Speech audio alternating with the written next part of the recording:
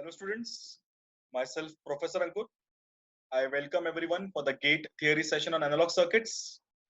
Today we are going to discuss an important topic from the MOSFET, that is frequency response of MOSFET amplifier.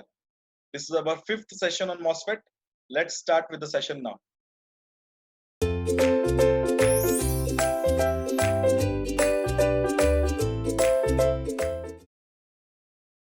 So here we are directly going to consider the CS amplifier in the high frequency analysis region. So first of all, we need to understand the basic logic of the CS amplifier and its understanding with respect to the bandwidth.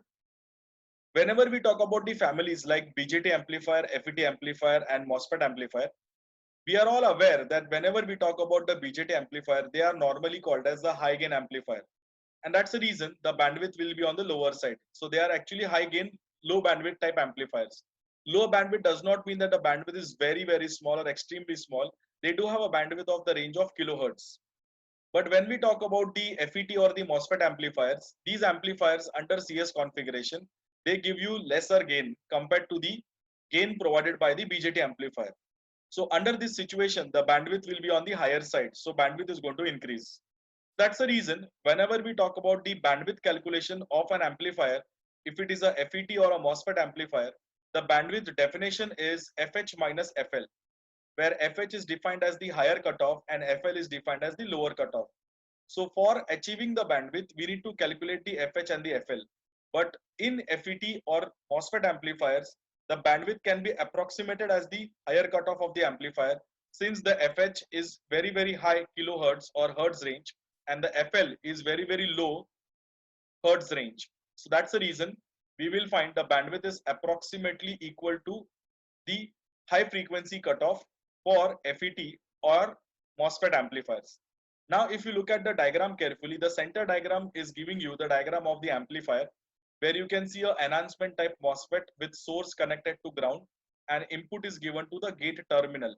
At the input point, you are having the AC source and the DC battery, and along with the voltage source, its internal resistance, that is R signal, because V is the voltage source of the signal. So R will be the resistance of the voltage source, which is as good as your RS of the voltage source.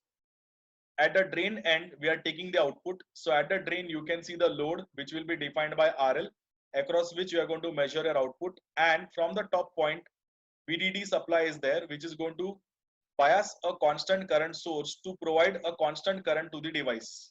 So whenever we talk about current sources, the ideal current source does not have any resistance in the parallel, because the parallel resistance of the current source, that is the internal resistance of the current source, is normally considered as infinite.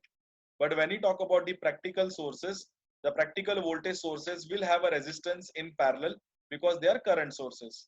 So now whenever we talk about the bandwidth calculation, we are focusing on the high frequency analysis of the amplifier because it is in the HF region.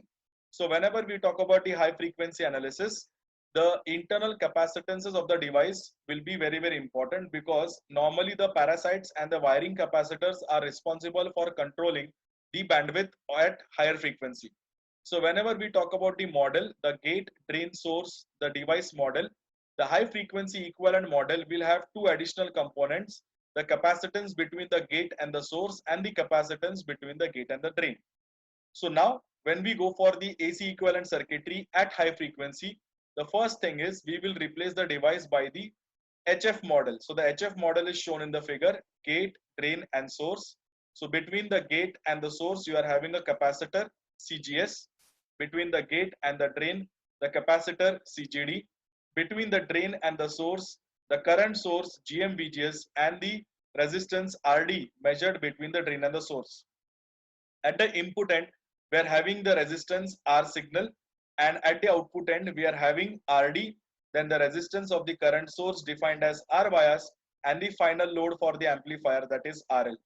So when you measure the voltage gain of the amplifier, the voltage gain of the amplifier will be straight away minus of GM into RD parallel R bias parallel RL. That will be the voltage gain or the mid-band gain.